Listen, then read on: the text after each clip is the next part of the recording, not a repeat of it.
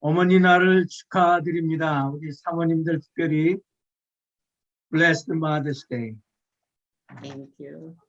서로들 한 번씩 Happy Mother's Day 한번 하시죠. Happy Mother's Day. Blessed Mother's 네, Day. 감사합니다. 아마도 우리에게 보여주신 하나님의 사랑을 가장 많이 닮으신 분들이 우리의 어머님들이 아니신가 생각합니다. 여러분들도 그렇게 생각하실 줄로 믿습니다. 아멘. 오늘 더욱 큰 은사, 또 제일 좋은 길이라는 제목으로 어머니 날 설교와는 좀 다르지만 내용을 보니까 어머님들의 사랑을 생각하라고 하는 뜻에서 좋은 본문을 정한 것 같아서 그래도 힘을 가지고 말씀을 전하도록 하겠습니다.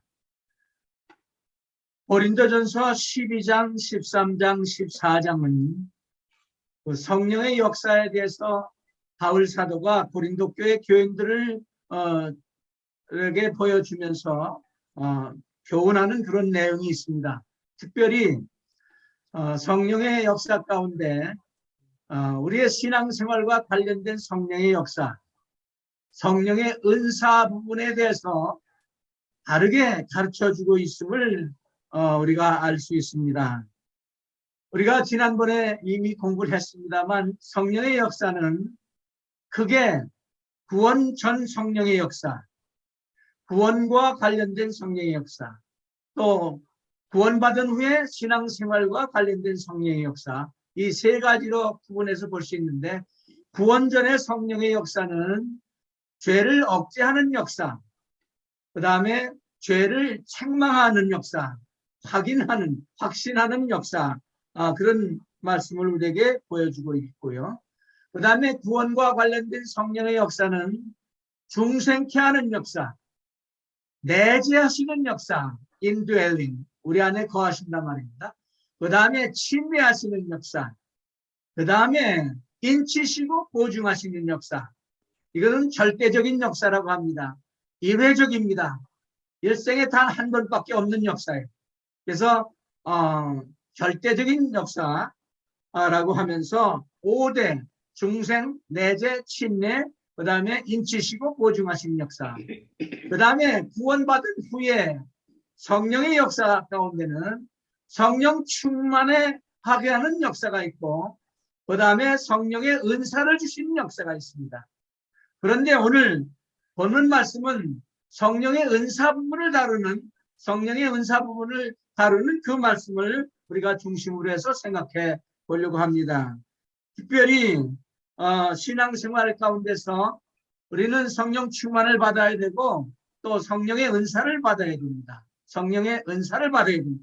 하나님께서 은사를 우리에게 주는데 한 가지 이상 어느 누구에나 다 한 가지 이상 주셨다는 사실입니다. 고린도전서 12장 8절 이하와 28절에 볼 것 같으면 성령의 은사 18가지가 등장합니다. 그 다음에 에베소 4장 7절 이하에 볼 것 같으면 성령의 은사 4가지를 또 소개하고 있습니다. 그 다음에 로마서 12장 6절 이하에 볼 것 같으면 성령의 은사 7가지를 소개하고 있습니다. 그러면 전부 다 합해서 29가지가 되는데 29가지 성령의 은사를 중복되는 거 다 정리하고 해보니까 19가지를 우리가 볼 수 있어요. 19가지를 바울 사도는 이제 19가지 은사를 우리에게 교훈하면서 많은 신학자들이나 많은 목사님들이 그렇게 정리해 놓은 것을 여러분들한테 소개하는 것입니다. 거기 성령의 은사 가운데는 첫째로 증거의 은사, 표적의 은사라고 하는데 이것은 예수님이 메시아이다 하는 것을 증거하는 은사입니다.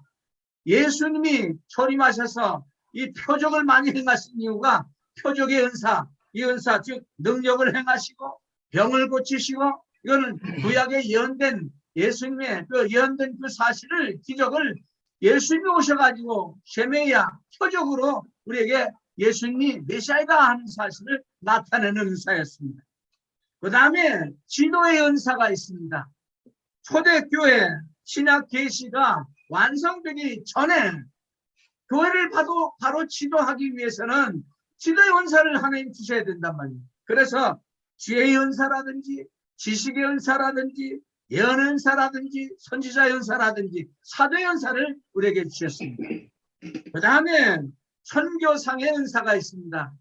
초대교회 시대에 하나님의 말씀, 복음을 전파하기 위해서 선교의 은사를 우리에게 주셨는데 바로 여기에 방언의 은사, 방언 통역하는 은사, 영분별하는 은사를 주셨단 말이에요.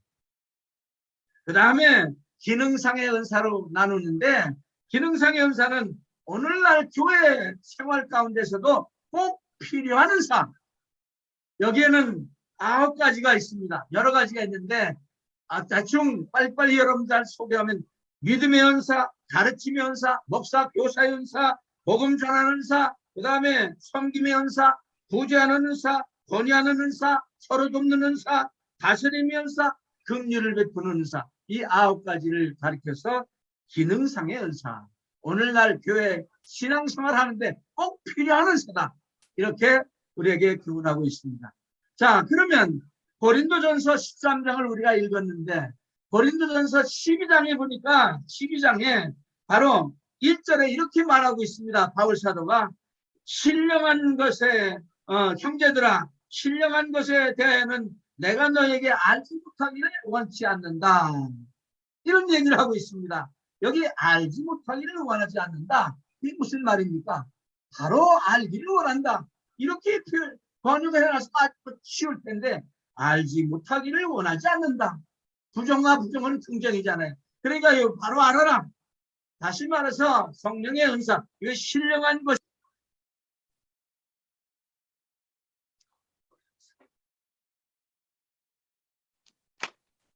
마이크가 꺼졌는데, 목사 마이크 꺼졌어요.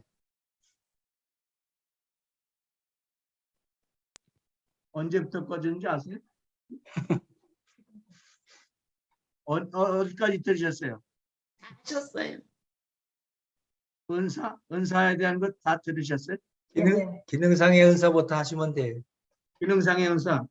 기능상의 은사. 다시 하겠습니다. 마이크가 건드리지 않는데 꺼는데 너무 목소리가 커서 꺼졌나 보네. 죄송합니다.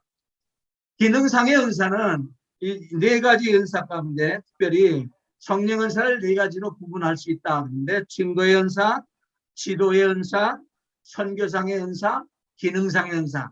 그렇게 해서 19가지를 이렇게 나눠서 우리가 공부하는데 증거의 은사, 능력형하고 병 고치는 은사. 그러니까 메시아임을 증거하기 위해서 예수님이 오셔가지고 표적을 행하셨다 하는 말씀을 우리가 공부했어요. 그 다음에 지도의 은사, 구약, 신약 시대에 성경이 완성되기 전에 교회를 바로 지도하기 위해서 필요했던 은사.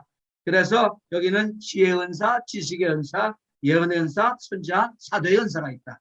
그 다음에 선교상의 은사가 있다고 해서 선교상의 은사는 초대교회 시대에 복음을 전파하기 위해서 필요했던 은사. 그래서 여기는 방언의 은사, 방언 통역하는 은사, 그 다음에 영분별하는 은사. 그리고 9가지나 되는 나머지 은사들은 여기 기능상의 은사다 그래가지고 교회 신앙생활을 하는데 꼭 필요했던 은사, 필요한 은사. 그 은사를 기능상의 은사라고 해서 믿음의 은사, 가르침의 은사, 목사, 교사의 은사, 복음 전하는 은사, 그 다음에 섬김의 은사, 권위하는 은사, 구제하는 은사, 서로 돕는 은사, 다스리고 긍휼을 베푸는 은사. 이렇게 4가지로 구분해서 은사를 공부할 수 있다. 그리고 12장에 있는 말씀을 1절 말씀을 보니까 형제들아 신령한 것에 대하여는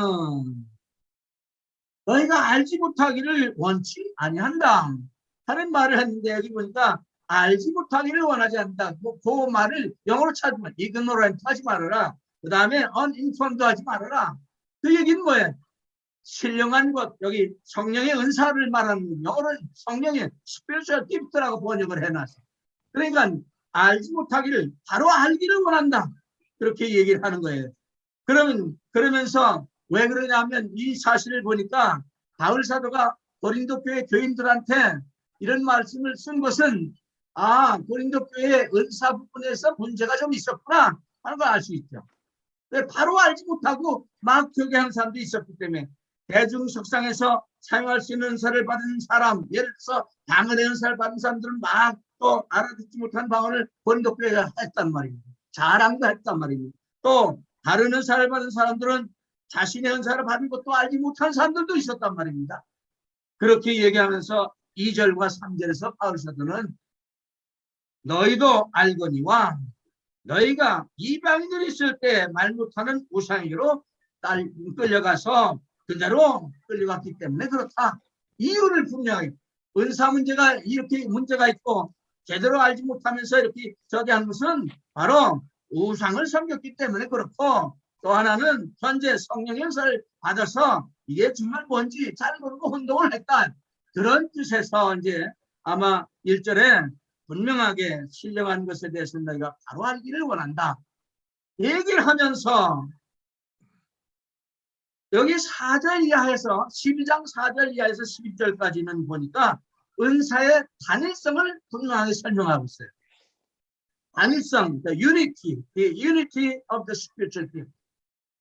단일성, 은사가 단일성이 있다. 모든 은사는 동일한 분을 가지고 있다. 그러면서 4절, 5절, 6절에 아주 분명하게 우리에게 이 얘기를 잘해주고 있습니다. 뭡니까? 은사의 근원은 하나님 아버지다. 6절에.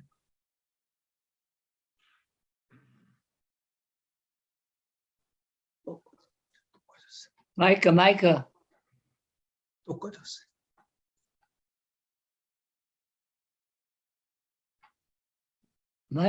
마이크가 꺼졌어요.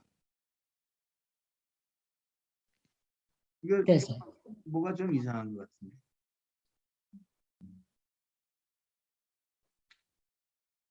어디서부터? 신 목사님 알려주셔서 감사합니다. 4절부터 6절 말씀 지금 설명하시는 네. 거예요. 그럼 은사의 되죠? 단일성.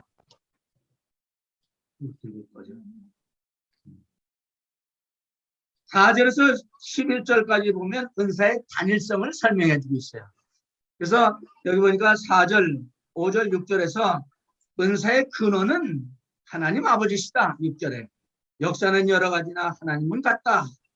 그 다음에 5절에 보니까 은사를 나누어 주시고 지시하시는 분은 예수 그리스도다. 지금은 여러 가지나 분은 같다. 그 다음에 4절에 보니까 은사를 나누어 주시는 분은 성령님이시다. 은사는 여러 가지나 성령은 같다. 그렇게 얘기하면서 7절에 보니까 은사를 주시는 목적을 분명히 우리에게 얘기해 주고 있습니다. 은사를 주시는 목적이 뭐냐고 하면 여기 보면 교회에 유익하고 덕이 되게 하기 위해서다. 분명히 얘기를 하고 있습니다. 그리고 8절에서 11절까지 10절까지는 여기 9가지 지혜식, 저는 그렇게 외웠어요. 지혜식, 영방통, 지혜, 지식, 그 다음에 믿음, 밑병능의 영방통, 그렇게 해가지고 9가지를 외웠습니다. 그 다음에 11절에 보니까 이 모든 일은 같은 한 성령이 행하사 그 뜻대로, 하나님의 뜻대로 우리에게 나누어 주신다 그랬어요. 하나님의 뜻대로 주신 것이 하나님의 은사다. 성령의 은사다. 그 다음에 12절에서 마지막 31절까지 있는 말씀에 보면 은사의 다양성을 우리에게 소개하고 있습니다. 은사의 다양성, the diversity of the spiritual gift. 몸에 비유해서 은사의 다양성을 설명을 하면서 바울 사도는 교회는 그리스도의 몸이다 하면서 영적 유기체를 설명하고 있습니다. 우리에게 소개하고 있습니다. 교회는 그리스도의 몸이다. 영적인 유기체다. 생명이 있다는 말입니다. Spiritual Organic Church다. 교회는 생명이 있는 존재야. 그렇기 때문에 저는 공동체, 조직체, 사실 이 세상에 조직은 생명이 없습니다. 그렇기 때문에 교회를 무슨 공동체를 좀 부르고 싶지 않다 하는 이유가 거기에 있어요. 그리고 영적인 유기체는 성령 침례로 말미암아 12장 13절에 성령 침례로 말미암아 한 몸을 이루었다. 영적인 유기체를 이루었다. 교회입니다. 바로 교회하면 여러분들이요 저를 말하는 것이죠. 그 다음에 한 몸에 많은 지체를 가지고 있다. 지체의 여러 부분이 다 제자리에 있어가지고 그냥 각기 자기의 삶을 잘 완성하는 겁니다. 그러니까 그런 말을 하면서 몸은 하나인데 여러 지체가 있다 설명하면서 은사의 귀중성을 여기 설명을 하고 있는 거예요. 그러니까 은사는 여러 가지가 다 19가지를 종합해서 우리가 공부를 했습니다만 다 귀하고 다 필요한 것이다. 그런 얘기입니다. 그러면서 12장 27절 이하에서 뭐라고 얘기를 하느냐 하면 바로 31절에 오늘 제목에 있는 말씀처럼 너희는 더욱 큰 은사를 사모하라. 여기 큰 은사를 사모하라 하는 말. 그 다음에 내가 제일 좋은 길을 너에게 보여주겠다. 그렇게 설명을 12장 31절에 있는 말씀을 하고 있습니다. 이 말씀을 생각하면서 제가 제목을 더욱 큰 은사, 제일 좋은 길 이렇게 잡아본 것입니다. 여기 은사는 다양하다 하는 말씀을 제가 드렸습니다. 고린도서 12장에서 우리는 이미 공부했습니다. 몸은 하나인데 많은 지체가 있다고 그랬습니다. 모두가 귀하다는 말씀을 공부했습니다. 덜 귀하고 더 귀하고 그런 것이 없다. 다 귀하다. 모두 자기 위치에서 다 귀하다. 왜 그러냐? 그래서 이 몸 안에서의 성령의 사역은 서로를 필요로 하기 때문에 그래요. 또 서로에게 속해 있기 때문에 그래. We belong to each other. We need each other. 그런 뜻입니다. 그 다음에 우리는 서로에게 영향을 끼친다는 거예요. We affect each other.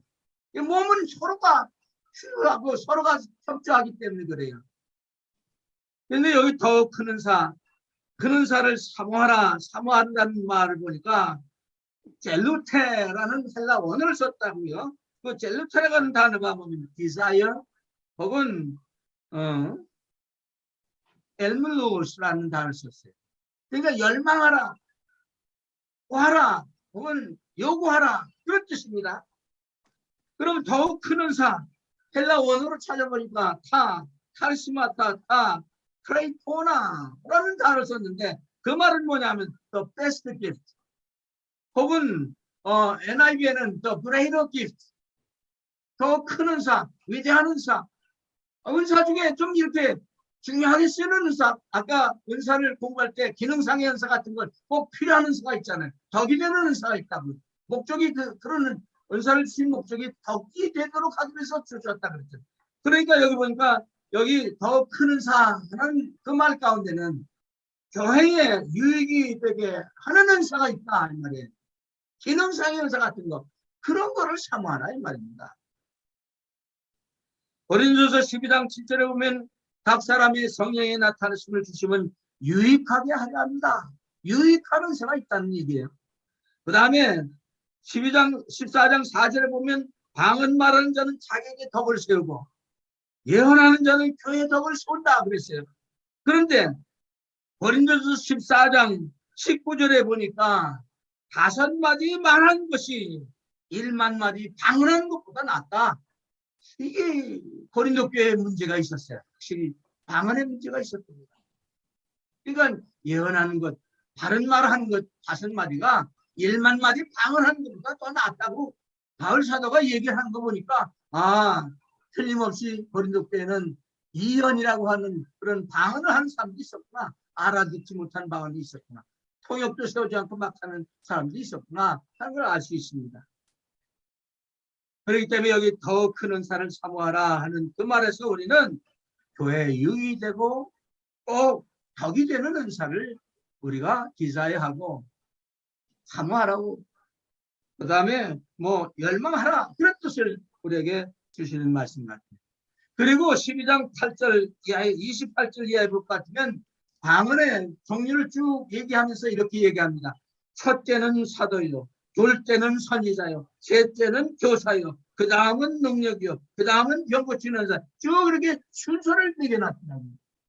이것이 방언의 종류를 뜻하는 말이냐 아니면 중요한 방언 은사부터 은사의 중요성을 얘기하는 것이냐 아니면 그냥 순서를 나열한 것이냐 이를 잘 연구해 보니까 첫째, 둘째, 셋째 이렇게 얘기해 보니까 틀림없이 교회의 덕이 되고 그다음에 유익한 은사가 있구나. 그걸 얘기하면서 사도연사를 제일 첫 번째로 놨더라고요. 그런데 사실상 사도연사를 쭉 찾아보니까 에베소 2장 20절이나 3장 5절이나 4장 12절에 올 것 같으면 사도연사가 항상 첫째 자리에 딱 나오고, 그러니까 그때 당시에 사도, 선지자, 목사, 교사 이 가르치는 직분의 질서가 그렇게 잡혀 있었던 것 같아요. 그러면서 에베소 4장 11절에 최대의 권위와 존경의 대상이 바로 사도연사, 그 다음에 여기 선지자 연사, 전도 선교사 연사, 그 다음에 목사, 교사 연사, 이렇게 질서가 잡혀 있었더라고요. 그래서 저는 여기서 각각 은사의 다른 것을 강조하고 있는 것이지, 은사의 종류가 이런 은사들이 있다 하는 걸 첫째, 둘째, 셋째, 넷째 뭐 이렇게 순서 몇 가지가 있는 걸 표현하기 위해서 한 말은 아닌 것 같다라고 생각을 했어요. 그 다음에 제일 좋은 길을 너에게 보이라 하는 그 헬라 원어로 찾아보니까 제일 좋은 길을 너에게 보이라. 휴멜, 발렌, 오던, 휴민, 데이크나미라는 그런 단어를 썼는데 이 말은 뭐냐면 Now I will show you the most excellent way. 내가 가장 좋은 길을 너에게 보여주겠다. 그런 영어로 번역해놨더라고요. 다시 말하면 영적 은사, 성령의 은사를 활용하는 방법을 가르쳐주겠다. 그런 뜻이에요. 그래서 여기 사랑을 들고 있습니다. 여기 보니까 사랑, 성령의 열매인 사랑을 첫째로 들고 있더라. 모든 신앙과 행위의 기초가 되는 것이 사랑이기 때문에 그렇습니다. 사랑은 정적으로 능력을 나타냅니다. 지적으로 신앙을 나타냅니다. 그 다음에 의지적으로 구제와 봉사를 나타내고 있습니다. 사랑이 없는 은사들은 아무것도 아니다 라고 말하고 있는 것이에요.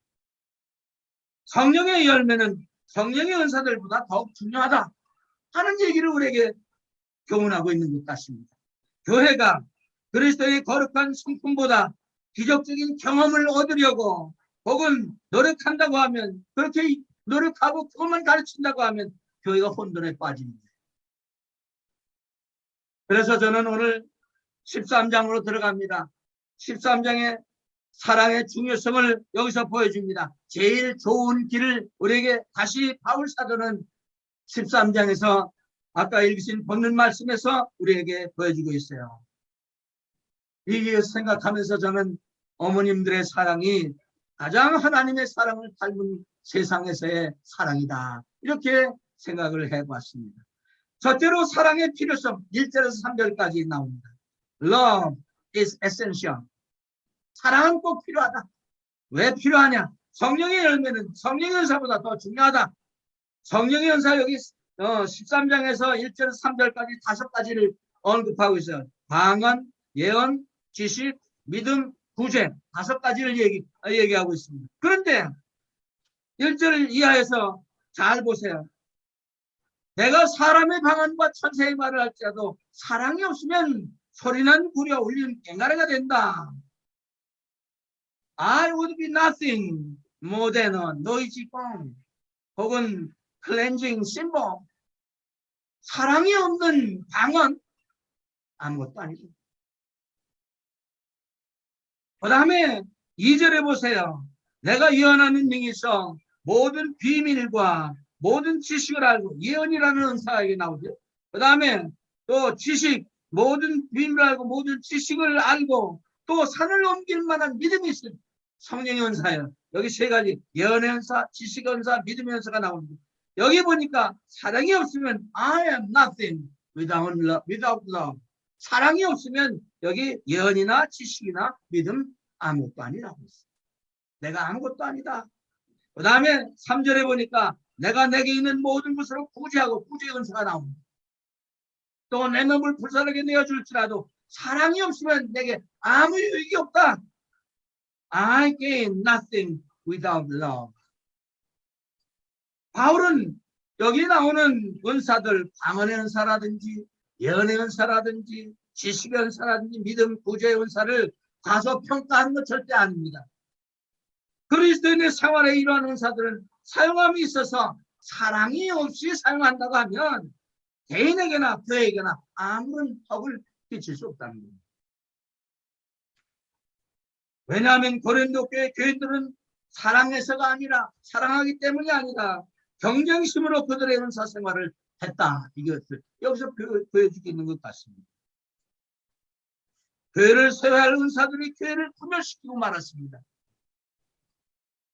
그렇기 때문에 저는 여기서 이 말씀하면서 우리가 이렇게 말씀을 전하고 기도하고 그럴 때도 사랑이 없는 설교? 이거 들리는 꽹과리 소리 아닌가. 또 누구 들어보라고 하는 설교? 이것도 이거 아닌 것 같다. 이런 생각을 해봤어요. 또 사랑이 없는 기도? 공허한 연설에 불과할 것입니다.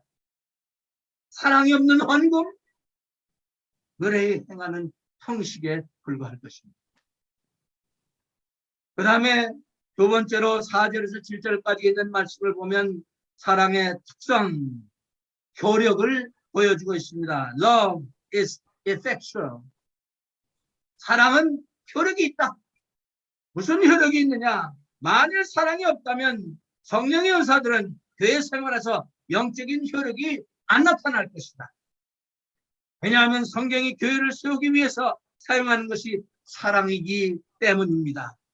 그래서 고린도서 8장 1절에 지식은 교만하게 하며 사랑은 덕을 세운다 하는 말씀을 하고 있습니다. 그러면서 15가지로 사랑의 특성을 얘기해 주고 있습니다. 오래 참고 온유하다. 여기 베드로가 주님을 3번씩 부인할 때 예수님이 오래 참으신 것이 생각나더라고요. 부인할 때 너희는 왜 그래? 이렇게 한마디 하실 수 있을 텐데 안 하시더라고요. 사랑은 잘못된 일들을 인내로 견디게 하는 것뿐만 아니라 이건 소극적입니다. 온유한 것이 친절한 행동으로 나타난 적극적인 행동으로 나타나야 된다. 그래서 사랑은 오래 참고 온유하다. 그 다음에 투기하는 자가 되지 아니한다 그랬어요.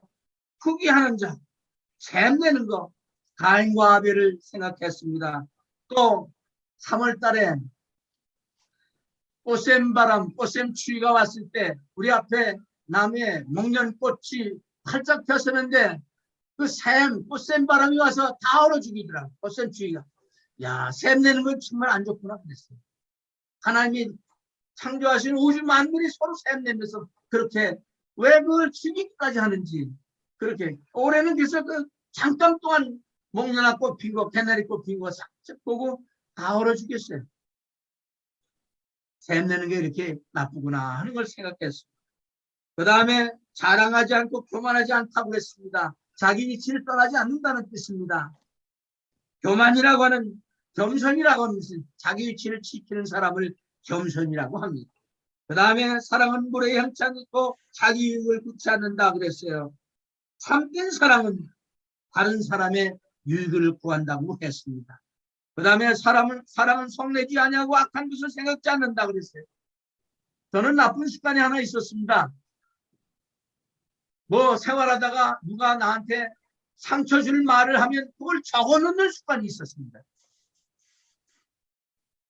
숲에다가 꼭 그날 일기장 간단한 일기 쓰면서 거기다가 오늘은 누가 이렇게 했네 참 웃기는 일이네 하고 딱 적어놨어요. 오늘 이 말씀을 준비하면서 내가 그것 다 없애야 되겠구나 그랬어요.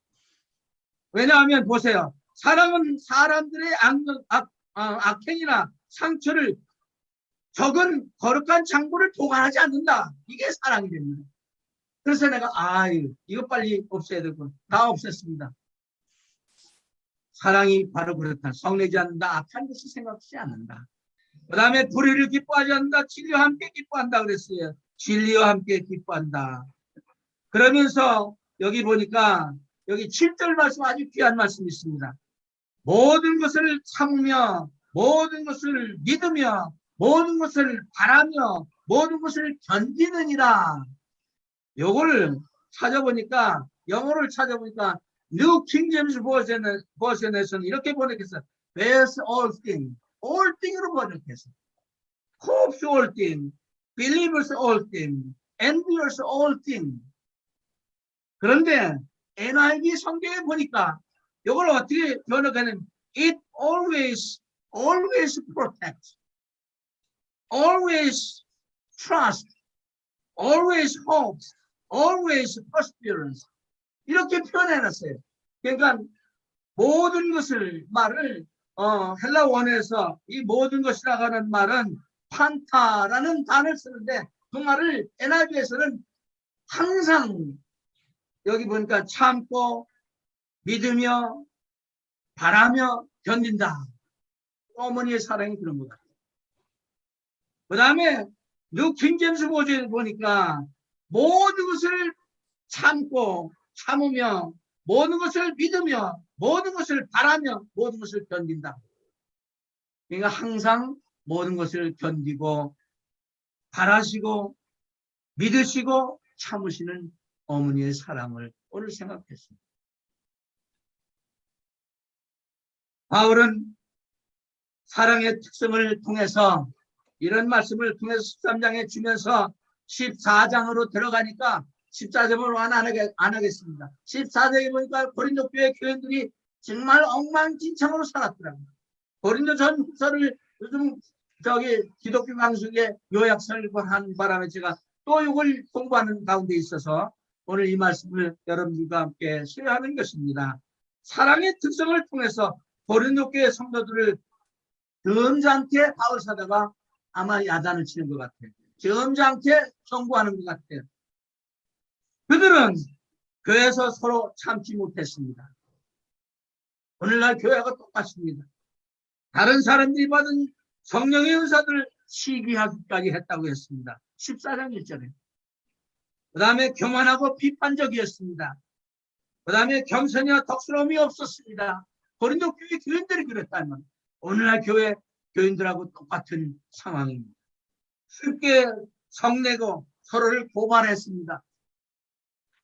그 다음에 이혼했습니다. 그 다음에 죄를 마땅히 심판해야 할 텐데 죄를 즐기고 있는 사람들도 있었습니다. 이러한 것들을 쭉 보면서 사랑의 특성을 소개하면서 13장에서 제일 좋은 길을 우리에게 보여주는 바울 사도는 바로 고린도 교회 교인들한테 점잖게 꾸짖고 있는 모습을 저는 발견했습니다. 우리는 사랑의 특성을 통해서 하나님의 사랑을 우리에게 보여주신 그리스도의 모습을 볼 수 있습니다. 사랑이라는 말 대신에 그리스도께서는 쭉 볼 수 있죠. 그리스도는 예수님은 오래 참으시고 온유하시고 쭉 15가지를 나열해 볼 수가 있겠어요. 저는 오늘 어머니 날을 맞이하는 데 있어서 우리 사모님들을 향해서 우리 어머님의 사랑은 사모님들의 사랑은 오래 참으셨습니다. 온유하셨습니다. 투기하지 아니하십니다. 자랑하지 않습니다. 교만하지 않습니다. 물에 행치 않습니다. 자기 입을 굳지 않습니다. 성내지 아니하십니다.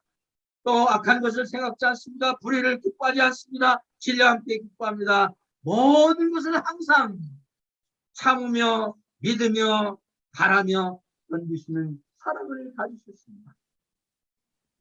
어머니 생각납니다. 그 다음에 마지막으로 13장 8절 이하에서 사랑의 영원성, love is eternal. 영원한 것입니다. 고린도 교회 성도들은 육신에 속한 영적 어린아이들과 같은 사람들도 있었습니다. 그렇기 때문에 일시적인 일들을 위해서 분투하면서 영원한 것을 소홀하게 생각했던 사람들도 있었습니다. 영속적인 그리스도의 성품, 사랑, 성령의 열매 대신에 지나가고 말 영적인 은사들을 원하는 사람들도 있었습니다. 사랑은 결코 세력과 권위를 얻으려고 하지 않습니다. 그래서 여기 8절에 있는 말씀 보세요. 사랑은 언제까지든지 떨어지지 아니하나 예언도 패하고 방언도 그치고 지식도 패하리라. 예언 성령의 은사 가운데 하나입니다. 방언 성령의 은사입니다. 그 다음에 지식 성령의 은사입니다. 그러나 사랑은 언제까지 떨어지지 아니하나 love never fails. 그러나 여기 나오는 예언이나 방언이나 지식은 그치고 패한 때가 있다. 하는 사실입니다. 그래서 여기 원어로 찾아보니까 은사들 가운데는 지나가 버릴 것도 있고 무용지물화되는 것도 있고 그런 은사들도 있다 하는 사실입니다. 여기 보세요. 예언도 피한다. 이 말은 카타르 게레존타이라는 단어를 썼더라고요. 이 말은 shall be done away 아니면 will fail 실패한다, 모자란다, 부족하다 그런 뜻을 가지고 있어요. 또 will cease 그친다 혹은 정지된다 그런 뜻을 가지고 있잖아요. 그 다음에 방언도 그치고 파우손타이라는 단어를 썼는데 역시 shall cease 다시 말하면 정지될 때가 있다, 그치게 될 때가 있다, 정지. 그 다음에 NIV에는 they will be stilled 조용하게 될 때도 있다. 그렇게 번역해놨더라고요. 얼마나 참 재미있는지 몰라요. 그 다음에 지식도 폐하리라. 아까 위에서 말한 예언도 폐한다는 그 말하고 똑같은 단어입니다. 카타르, 게데, 손타이라는 단어를 썼습니다. shall be done away. 사라진다. 지나간다. pass away. NIV에는 그걸 pass. 어떻게 보면 헬라 원어에 가깝게 NIV가 많이 번역을 했더라고요. 왜냐하면 예언은 기록된 하나님의 말씀으로 대신하게 되었습니다. 성경 66권이 온 후에는 계시 없는 거예요. 더 이상 없는 거예요. 그 다음에 방언, 온전한 성경 66권이 정경화 됐을 때, 성경으로 되었을 때 이제 방언의 은사는 무용지물화 된다. 그치게 된다는 말이에요. 있어도 없어진다는 뜻하고 다르죠. 사용하지 않아도 된다. 그 다음에 지식의 은사도 마찬가지. 말씀으로부터 성령께서 가르치는 사역으로 인해서 제쳐지게 된다. 그런 뜻입니다. 그러나 사랑과 사랑으로 산출되는 미덕들은 영원히 존재한다. 그 다음에 9절과 10절에 있는 말씀입니다. 우리가 부분적으로 알고 부분적으로 예언하니 온전한 것이 올 때는 부분적으로 할 것이 아니라 그랬어요. 여기 온전한 것이라는 단어를 찾아보니까 텔레온 중성명사를 썼더라고요. 성경 66권을 말하는 것입니다. 여러분들 AD 90년에 계시가 완성됐죠. 그 다음에 AD 393년에 정경 66권이 완성됐어요. 그 후에는 이 온전한 것 성경 66권이 올 후에는 부분적으로 하던 것이 패한다 이 말이죠. 붙이게 된다 이 말이에요. 그런데 어떤 사람들은 이 온전한 것을 여성명사를 써가지고 예수님의 재림을 뜻한다. 그래가지고 오늘날에도 방언의 은사 막 열렬하게 강조하는 분들이 있습니다. 그러나 헬라어에서는 명사, 성이 변하는 게 없어요. 중성명사가 여성명사를 변하는 적이 없어요. 그런 법이 없어요. 여기 부분적으로 하는 것이 폐하리라 하는 말씀 아까 이미 말씀드렸습니다. 그 다음에 마지막 부분에 11절에서 13절까지 있는 말씀을 보면 내가 어렸을 때는 말하는 것이 어린아이와 같고 깨닫는 것이 어린아이와 같고 생각하는 것이 어린아이와 같다가 장성한 사람이 되어서는 어린아이의 일을 버려놓으라. 여기 어렸을 때 말하는 거, 깨닫는 거, 생각하는 거 어린아이처럼 삽니다. 그러나 장성한 사람이 돼가지고 어린아이처럼 말을 하면 childish라고 얘기를 합니다. childlike라고 얘기 안 합니다. 그러니까 어린아이를 버렸더라 했을 때 무슨 얘기입니까? 부분적으로 하든 어렸을 때 하든 그런 은사들 헤어지고 제쳐지는 은사가 있다는 얘기를 여기서 뒷받침해 주는 말씀입니다. 바울 사도는 이러한 은사들 방언이나 예언이나 지식이나 이런 은사들은 교회 유아기에 필요했던 은사다. 그런 얘기를 해주고 있는 것입니다. 우리는 어린아이가 어린아이다운 말을 할 때 그를 나무랄 사람은 하나 아무도 없습니다. 그러나 장성한 사람이 됐다. 신앙생활에 장성했다. 너희가 믿는 것과 에베소 4장 10절에 믿는 것과 아는 것이 하나가 되어 그리스도의 장성한 분량이 충만한 데까지 성장해야 된다고 했잖아요. 성장해야 될 사람들이 아직도 어린아이와 같이 생활을 한다 그러면 이거는 뭔가 잘못됐다. 바울 사도가 그렇게 얘기하는 거예요. 지금은 갓난아이들이 성장해서 성인처럼 말을 할 때가 되지 않았느냐. 여기 13장 11절에 하반절에 그런 말을 하고 있는 거예요. 장사한 사람이 되어서는 어린아이를 버렸노라.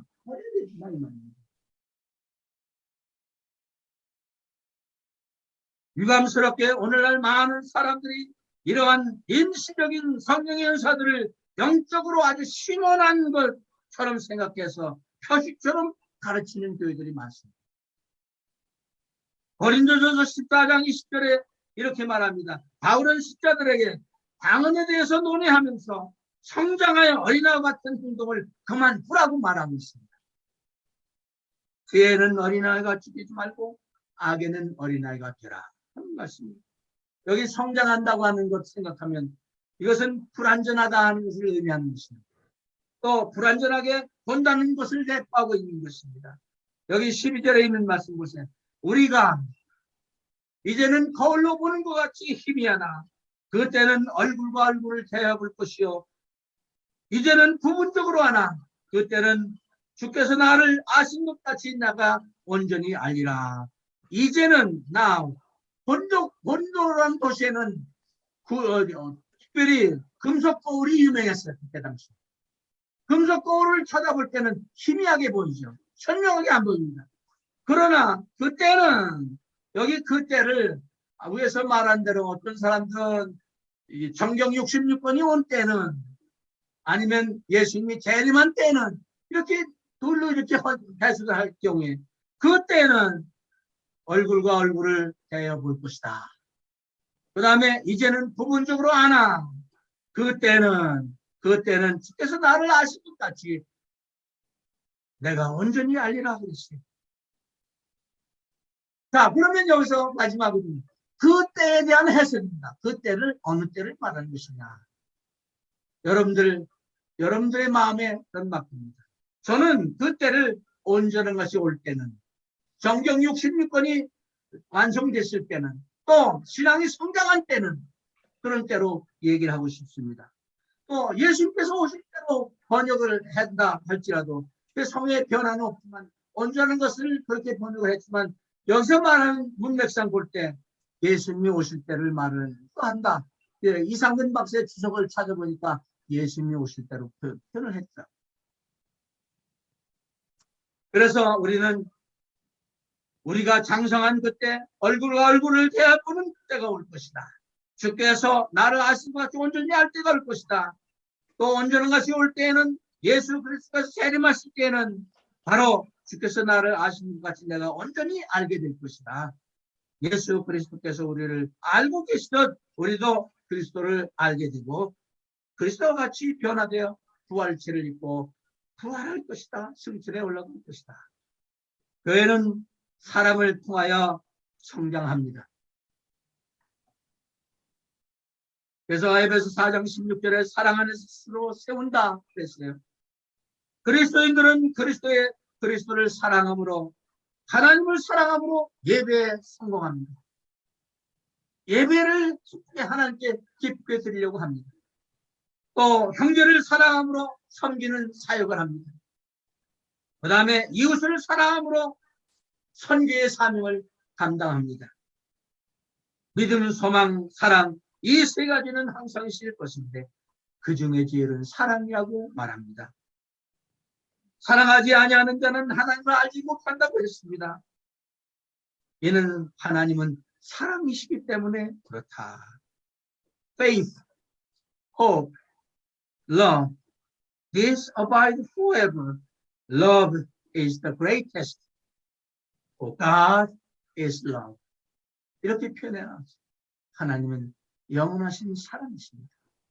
어머니의 사랑이 바로 하나님의 사랑에 제일 가까운 우리의 사랑이라고 생각해서 오늘 어머니 날을 맞아서 특별히 사모님들 그동안 수고 많이 하셨고 아까 교동문에 우리를 낳으시느라고 애쓰시고 사실은 아버지가 낳으셨다고 옛말에 있는데 아버님 날 낳으시고 어머님 날 기르시니 더운 곳 아니시면 이 몸이 살았을까 하는 시조가 있는데 하나님께서 보시기에는 아버님이 자식을 낳는 거로 아마 하십니다.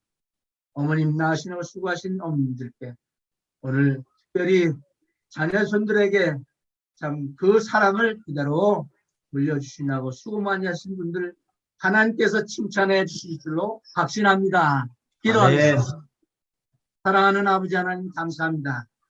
오늘 어머니 날을 맞아서 고린도전서 13장의 사랑장이라고 읽었는 그 말씀을 통해서 사랑하는 아버지 하나님 사랑의 아버지 하나님 필요성, 사랑의 효과성, 특징, 그리고 사랑의 영원성을 생각해 보았습니다. 아버지 하나님 성령의 열매인 사랑, 교회를 세운다고 했습니다. 성령의 은사가 교회를 세우는 것이 아니라고 했습니다. 아버지 하나님 지나가 버릴 은사들도 있다고는 사실을 꼭 기억하게 해 주시고 온전한 것이 올 때는 주님이 재림하실 때는 모든 것이 부분적으로 가진 모든 것이 다 사라진다고 하는 사실을 기억하게 주시옵소서. 감사하며 우리 주 예수 그리스도의 이름으로 기도 올리옵나이다. 아멘. 네.